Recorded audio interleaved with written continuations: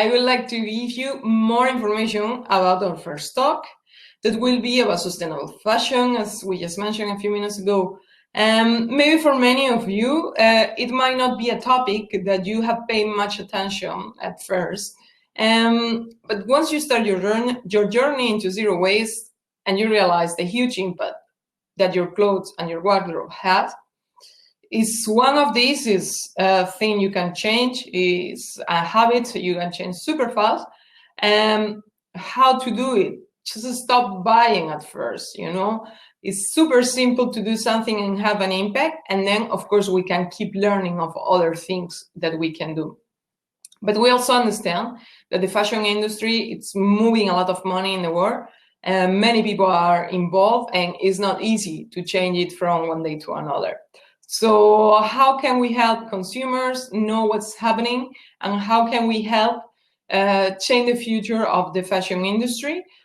So to reply to this, we're going to have an interview with Kerry Bannigan about fashion industry and sustainable development goals. So during this session, we will share the relevance of changes in the fashion industry in striving to achieve transformative improvements for global good and as the key shapers of our sustainable future. So for this reason, and for this session, I have my colleague who will host this wonderful interview. So let me give you access right now. So Naek, if you are here, you can already jump in. Hi, Coral. Hi, how are you doing? Good, excited to start this interview with Carrie. Okay, so now you're on the stage. I'm just gonna leave you here and you make everything out of it. So a lot of luck. Well, good afternoon, everybody. Thanks, Coral, for the introduction. I am Naek Mejia. I'm part here of the team of the Zero Waste Berlin Festival, and I'm really excited to kick off day 2 of the festival talking about sustainable fashion. So as you may have noticed by now, we have been receiving attendees and speakers joining this festival from different parts of the world. So of course from Berlin, but also from other regions here in Germany, from the Americas and Asia. And as we talk about this topic when it comes to fashion, it's something that regardless of our background or the season or life we're a part of, we're all consumers in the apparel industry. So if you think about it, if you think about how we use our disposable income, at least for most of us, clothing is one of our recurrent purchases. And even if we purchase clothing on a higher frequency than, say, other things like a laptop or a bike per se, not all the time we take to consider what goes into the garments that we buy, or why do we live in a world where a €1 t-shirt exists. As the global supply chains keep increasing in complexity for us as end consumers, sometimes it's harder for us to know if what we're consuming is done actually in a fair way. And we're not really clear on the link between the fashion industry and the strides to do global good. So we're going to dive into this topic further, and we're super excited to welcome Kerry Bannigan to stage. She is a social impact entrepreneur, an event producer and strategic advisor, spearheading global fashion, retail, and media partnerships that advocate for sustainable development. She is the founder of the Conscious Fashion Campaign and a founding member and executive director for the SDG Media Zone. So I'm glad to help welcome Kerry Bannigan here on stage. Welcome, Kerry. Hi, how are you? Thank you so much for having me. Yes, thank you for being here. We're super excited to have you. As we start our conversation with you, I just wanted to, if you keep us in the loop, where are you joining us from? And what is it like for you to be moving a movement like the Conscious Fashion Campaign? Yeah, absolutely. So I'm actually calling in from the UK. I have spent the last 17 years in the US, but at the beginning of the year, I was in the UK for a partnership with the Conscious Fashion Campaign. And as everything started to kick off with COVID and travel bans, I just stayed put here. And I can't actually believe that we're in September here together having this discussion, and digitally. And what I will say though, I do love how the fashion space has embraced the digital era, because now we're getting to have these conversations that can include so many more people from all regions. So I true. hope that when we look to go back to physical events, we continue to keep this hybrid so the conversation can stay connected with everybody. And I'm sure we've got viewers from all over the world, and it's great to see that you've been supported yesterday too with people everywhere, and that's fantastic. So thank you for having me. As you said, a little bit about myself. Your introduction kind of said it all for this short interview, but for the reasons for this conversation, I will focus on my work with the Conscious Fashion Campaign. That is an initiative that I lead, and it is in collaboration with the United Nations Office for Partnerships. And the goal of that is how can we raise awareness about the Sustainable Development Goals, and we'll dive into them a little bit later. But just for the reasoning of this, you look at the fashion industry, and it is such a powerful and influential sector.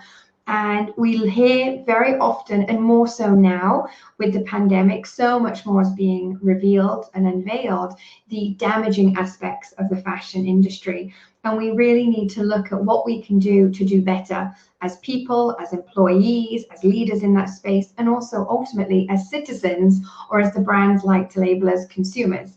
But, and that's what the campaign is about, starting with the fashion industry. How can we educate the leaders to do better? And we do that around the framework of the Sustainable Development Goals.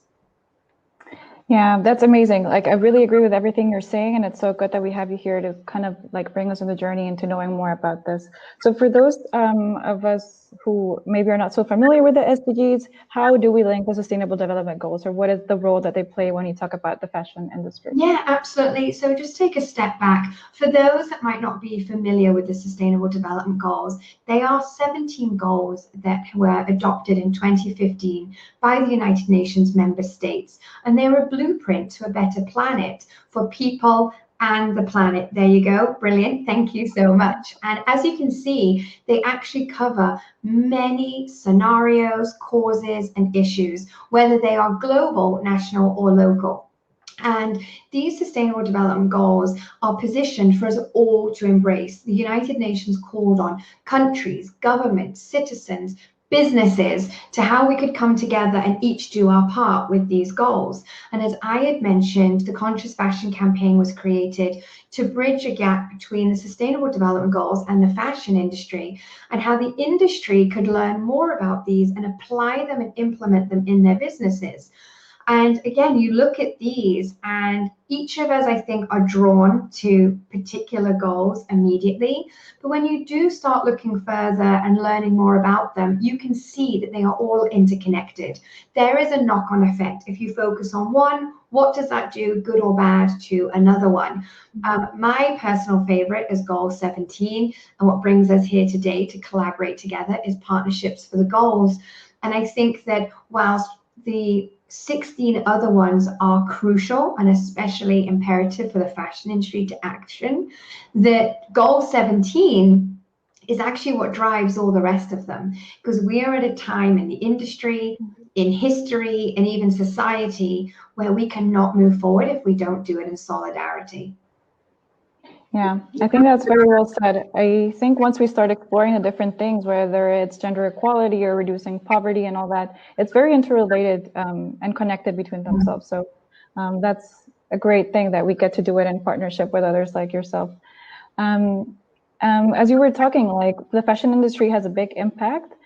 It was said to make $1.5 trillion by the end of this year, probably a little bit different because of the current situation with COVID. And still, as the yearly reports of the biggest players that, in terms of economic profit when it comes to fashion, are usually the same companies, whether it's from luxury brands or fast fashion like Nike or Inditex.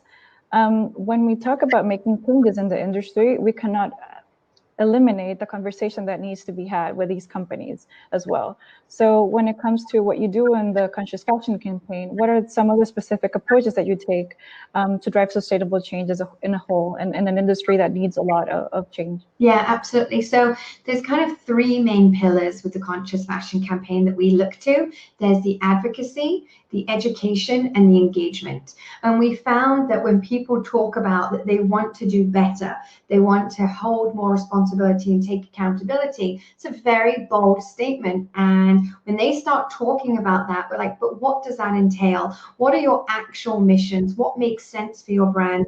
And in all honesty, for these larger companies, we need to almost work backwards. We need to look at their outputs, what is going on and what is happening from the result of them doing business.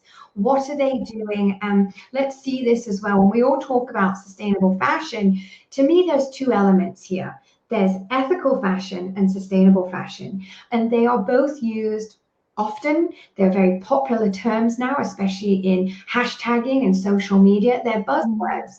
But whilst they are very used as interchangeable words, we have to also remember that they have very definitive differences.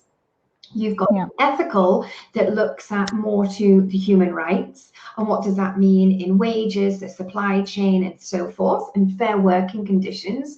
And then there's sustainable, where that typically is about the environment and what is happening. And I think really when we talk about sustainable fashion, we actually want both to be in there, right? We want to ensure it's for people and planet, that when we don't want brands talking about what they're doing for the forests and the rivers when they're mistreating their workers. Definitely. It's got to be both taken into consideration. And when you name some of the larger companies that you just shared, we really need to do a lot of exploration on what does that mean. Now, with the Conscious Fashion campaign, we align with a lot of the leading industry fashion events. So pre-COVID, we would have been at the fashion weeks, particularly London and New York, and then with the trade shows. And when we were there, there would be the knowledge booth where people could come and learn about the Sustainable Development Goals and how to adapt that into their business. Then there would be the dedicated education tracks where we would bring in industry voices. And I there don't even say particularly leading, because it's not always leading that's got it right. It is about the innovators, the disruptors across all ages, genders, races, cultures, and regions. And that comes back to the power of partnerships and collaborations. And so for us, it is about what can we do to make sure we are always looking at the even balance of the people and the environment when we talk about sustainable fashion, and how the Sustainable Development Goals can be a framework for fashion companies to use to work towards. Because you saw the 17 goals there on that poster you just shared, but under that in total, there's actually 169 targets that break it down and can be milestones or reporting cards for people to work towards. Going a little bit further in that direction, could you give us some examples of how some of the Sustainable Development Goals could be used to promote change? Yeah, absolutely. So I do think when I say they're all interconnected, there are some that extremely stand out immediately for the fashion industry. And goal number 12, when you look at what can we do around to support and do better for responsible consumption and production. We are an industry that perpetuates our society on fast and now and immediate. And what does that look like and what's going on? And so how do we put the brakes on there? And I think that in turn, we have to look at the media and the advertising worlds, because they've all come together, right, to drive this insatiable need for new outfits delivered immediately, worn, put aside, take a picture, next one, right? And so goal 12 is a very big deal for the fashion space, but I also think it cannot be ignored, gender equality or reduced inequality that plugs so much into the supply chain and the garment workers, especially what is being revealed in the media since COVID with cancelled orders. And what does this mean, especially if the majority of garment workers are female? So what does that look like? And climate action, I will say, has been an extremely popular. I hate to use that word, but it has been one of the goals that a lot of fashion companies have found themselves leaning towards, because it's where they can also make a difference. So Lensing is a great example of a champion, actually, of driving the sustainable development goals in the industry. And they use it for internal communications, internal reporting, and then they now use that as part of their external communication plans. And so it's very interesting how they started using it and seeing what makes sense. How do you use it to grow in your company, but in a sustainable fashion? What are the strategies? What are the approaches? And I think if there are independent brands that are listening to this conversation, it's important to look at those goals and see what is realistic for you, what matters to you, because that is then what gets carried in your authentic and responsible messaging. And you can't be everything to everybody. That would be wonderful if we could, but we can't. And you need to be realistic on what goal you could embrace, and in turn, goals, but that what makes sense, what you're trying to achieve with the resources that you have. Definitely. And I think you highlighted a couple of very interesting points, because we know that there's many brands that have been trying to make changes and what they call changes to be more sustainable, whether it's a conscious brand from H&M, or a recycling center that also incentivizes people to keep on purchasing, or a plan 10 years of making some changes. And sometimes there's so much importance of being very transparent in the kind of goals you want to do and the changes that you're making. But in your opinion, do you think that there is a balance, even as consumers, as how we still maintain companies accountable to not just hopping on a sustainability trend and just increasing profit, but actually making transitions and being transparent in the changes to actually be more conscious in their ways of doing their business models? It's a really interesting topic and question that you bring up, because it's almost a panel discussion in itself, right? And it is a big topic that has very strong arguments on both sides. You have to look at, again, going back to the output and the results. When you look at these large companies, we talk to them as powerhouses and influential and large, and we're using those words because that's exactly what they are.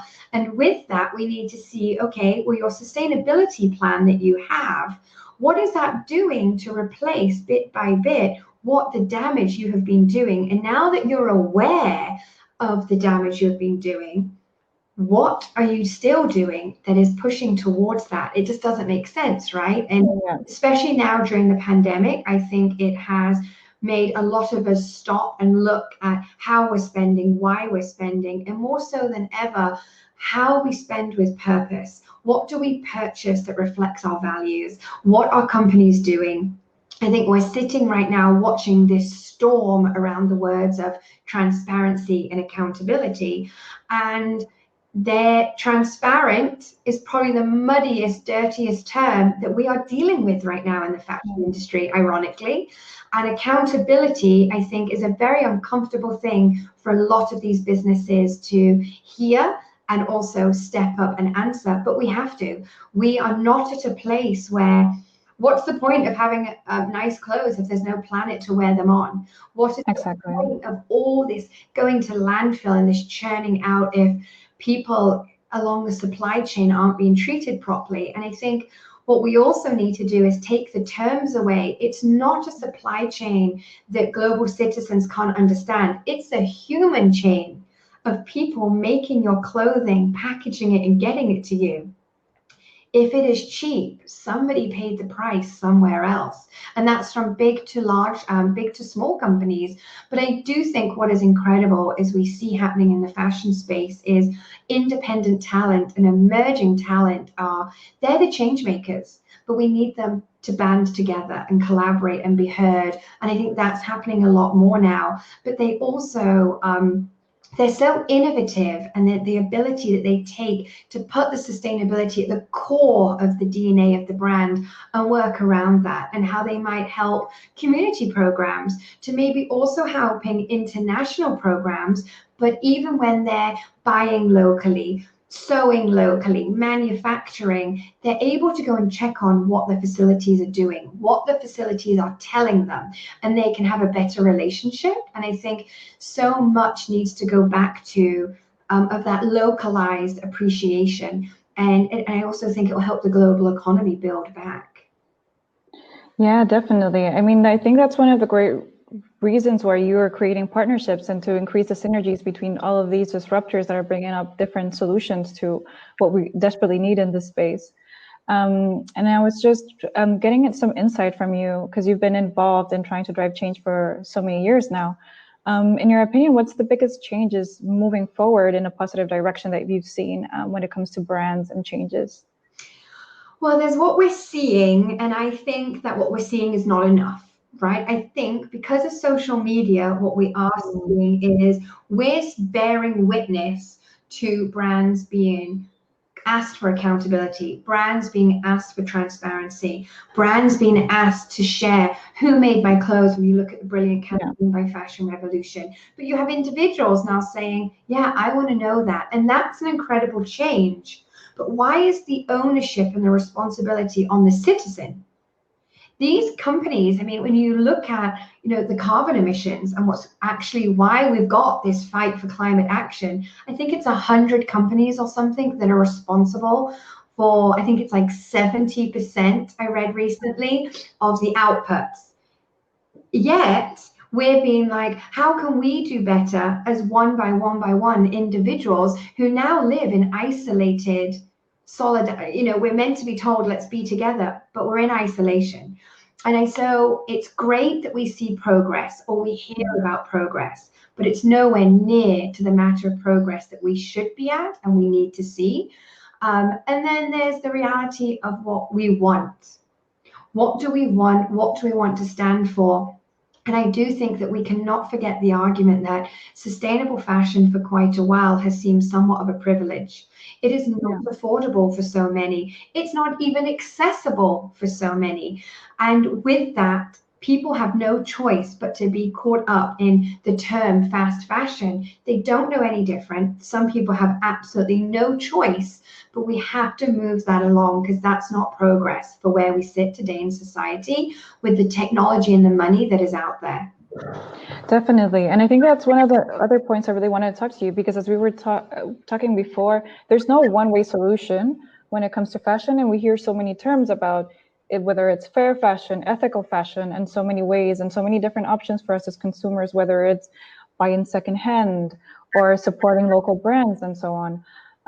But what do you think are the necessary changes when it comes to the wider system, or different stakeholders have to get involved and play a part besides us citizens as well to drive actual change within the industry? What's your take? Yeah, for me, I think there's many things, but what does really stand out for me is education and also legislation.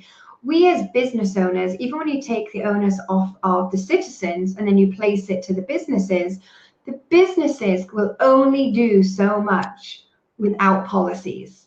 And without policies and without legislations and without even maybe government incentive programs, because sadly that is what it takes sometimes to push these businesses. But education is key. The more that we can share, the more that we can talk and understand and learn. But with that, I will say, it's very important that there's responsible messaging around this education, that it is the right thing, that people do check their facts, look at the resources. And a big thing around education is make sure you're learning from people from different regions, backgrounds, cultures. Definitely. Because if you're just learning from your neighbor, what are you actually learning other than maybe discussing what is happening on your street or in your town?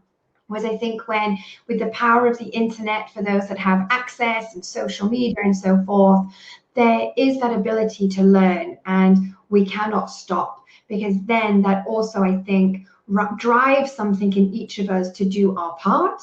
But then legislation is a huge part of this. These governments, they can focus, and I'm not going to get into it, everything's going on in the US right now. And, and even, you look at these things and it's like, okay, everyone's getting very caught up in the healthcare part of COVID, but we cannot forget the economics and what that's going to do socioeconomic wise. it's already placing pressure on what was already the vulnerable. Yeah, definitely. And I mean, and not that we want to get fully into COVID, but I would really want to know from your perspective and what you're doing in the Cautious Fashion campaign, what are some of the differences that you've seen during this time, or different ways that you've been able to continue your work?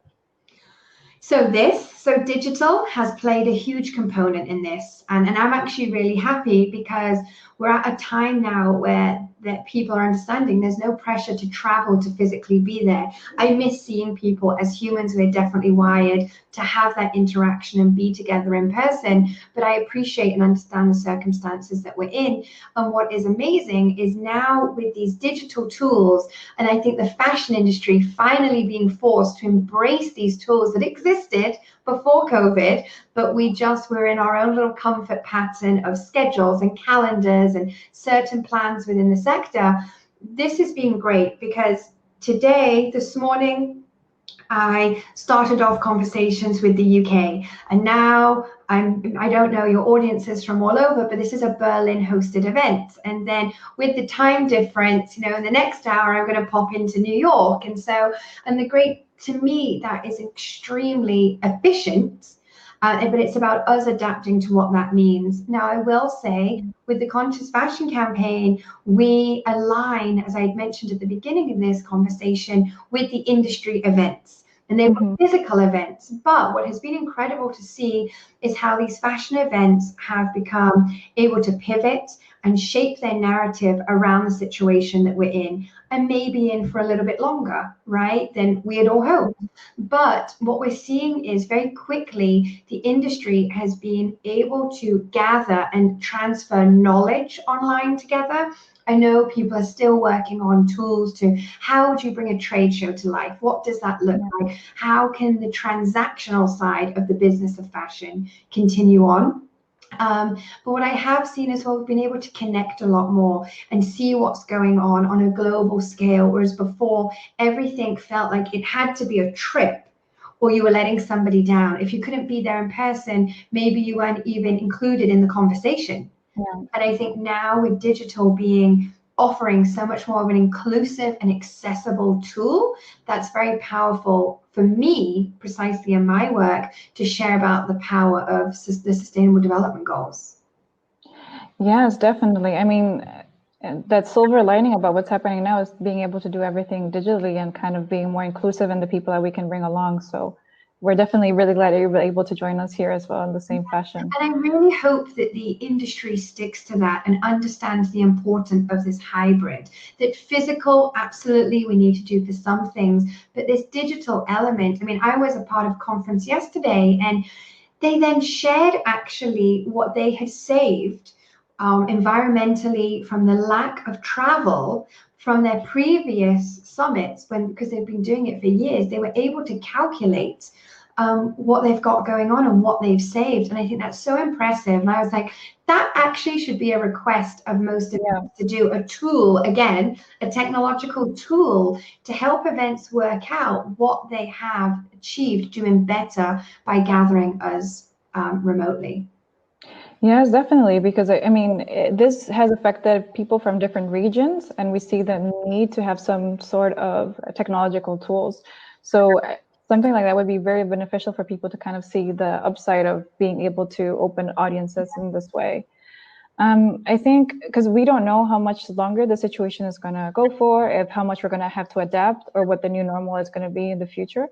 I think that maybe what are some of the things you can think that smaller brands should kind of take into consideration, or any way that they can be involved in kind of making the most out of this time, where maybe they've been affected with direct sales, whether it's locally or the way that they were used to doing things? Yeah, of course. And I think that's a very weighted topic, right? Everybody that has a brand, especially small, is having their own sufferings of what they're going through. As you said, whether it's slowing or completely stop of direct sales, what that means for their business, and maybe they have got a handful of employees. What do they do? What do they do even as the spirit of an entrepreneur to keep things driven and going? How do you even stay inspired as a creative during this time when so much enforced isolation has been happening. And so I really feel for creatives in that manner, actually. And so one thing I will say when I speak in regards to the Sustainable Development Goals is that if you are not already aligned with sustainability, definitely look at what you can do. If it interests you, I hope it does, it should. We all have a responsibility. We're all taking and using resources, so let's see what we can do to give back. And during this time, when it might be a trying time, it could be that moment to learn more about sustainability within the fashion space, what that means. And I will always come back to that you need to look at what's realistic for you. First of all, somebody embracing all 17 goals would be very difficult. You would set yourself up with false expectations, and I think then that would lack your motivation to keep going. And I think that as small brands, you need to look around and see who can you collaborate with in the space, who inspires you, reach out. I do believe that what was once seen a long time ago as a very competitive sector, the fashion industry is driven these days on collaboration, asking questions. How did somebody achieve something? I'm even hearing now about people sharing factory orders. You know, if a factory needs a certain number of something to make the order happen, that brands are coming together and saying, okay, well, I need this many bags, or I need this, and what can we do together? And I think collaboration drives deep. Partnerships are something that will help drive us to a new state of business, whatever that might look like. And it's really about also taking a moment to look at your business and see, when we were living in this extremely fast-paced, unnecessary mode of life, what was right for you? What was your business doing that society actually needed? And also for yourself, I think that it's very, very important when we are all going through this pandemic right now, that we take accountability for our own mental health. And we look at the clarity. And if you're a small business owner, nothing is going to drive forward if you yourself are not in a good place. No, definitely. And for those of the ones who are here, you know that later today we're going to have a workshop actually regarding eco-anxiety later during the day, because it's definitely a relevant topic that also we need to take care of. So we still have a few more minutes to go. Carrie, thank you for all your insight. It's been really rewarding to hear you and all your input. I just wanted to take a few minutes to ask some questions that we have here in the chat. So we have someone, Paul is asking that the thing that he values a lot is to actually have links or information that he can access. So he wanted to know if there's a website or an organization that you would recommend that has information from different companies or standards of whether or not they're ethical, or so if they've already started a sustainable efforts or changes in their processes. Yeah, so absolutely. So something that actually comes to mind, and I can also share more after this as well, is I think there's a few things there in this question. So one thing is, I've mentioned Fashion Revolution. There is the main hub, but then there's also many chapters. And I know that there's actually chapters regionally too. But one thing that they have is a transparency index report, where you can actually learn where they have worked with and surveyed brands, what they are doing. And that might be a first step as somebody that's new to this, that you're saying here, who's not yet consciously consumed clothes or anything. I think look at that. One thing as well, like I'm going to share, and it's more as us as citizens, is something from the UN called the Act Now campaign. And Act Now is how we can all do that little bit better. And what does that look like? And there's an app for it, and you can check it out. But also, Paul, I don't know if you're in the industry, but for those that are, there is also Common Objective. And Common Objective is a resource for businesses to come together. And they have an incredible blog. They have great information about what is going on. They also have industry panels and discussions. If you want to learn more on a political, governmental side, there's Fashion Roundtable. Oh, great. Thank you. You're putting the links in there. Yeah. Just some of the places. But one thing I will say, and I feel there is a huge need for this, we are not yet at a place that I feel, and if it's out there and you're on this session, please email and tell us. But there's not yet that one place where we can actually find credited, safeguarded, information that's mapped out what the fashion sector is doing to achieve this. And Paul, this is something we discuss internally a lot. You know, who can do that? I think this is a big call on the tech industry and what's going on, where it's confusing right now. There's certifications going on, which is great to help the sector, but to a consumer, you know, you want to shop, you're there to purchase something for something that you need it for, and it's not necessarily easy right now because there's so much education that you need to learn, and do you have the time and do you have the resources? And so there is still definitely that need right now. Unfortunately, Paul, there isn't that one-stop place for you to learn, but the places that I've said there, definitely look at the Fashion Revolution Transparency Index. Yeah, thank you for your input. And I agree. I think even for us, as we prepared for the festival, one of the hardest things was being able to corroborate data and kind of know which sources to credit, even for some statistics, because sometimes you see difference between one option and another. So it's definitely need for changes in that and in the sphere. Yeah.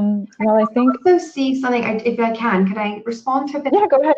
Okay, I don't want to run over, but No. Vanessa, it's a really great question there in regards to the alliance between science and fashion and what that looks like and what we have to do. And me personally, that's actually something I'm interested in. And I think people have to really wake up and realize that whether you want to call it data, that there are science and solutions, and looking at the importance of learning from nature and learning from science and how we can then adapt that into, oh good, yeah, thank you Vanessa for saying the Good On app is a good one too, but that you need to understand the importance of science, and it needs to be supported more.